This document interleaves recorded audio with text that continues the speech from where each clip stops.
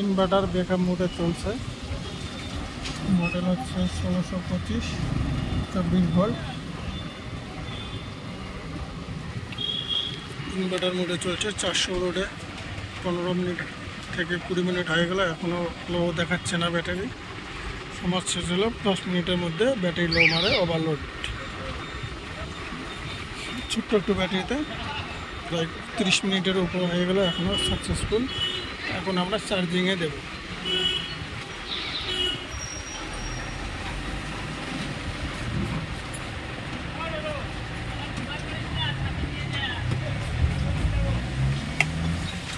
চার্জিংয়ের মধ্যে দিলাম, বাতি বিলিং করতেছে চার্জিংয়ের জন্য, আলো করতেছে।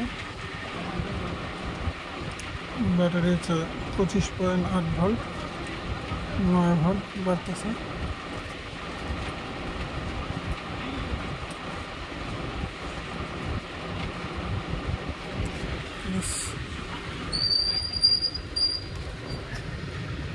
রাতে বিলিং হতে তো 26 ভোল্ট হয়ে গেল।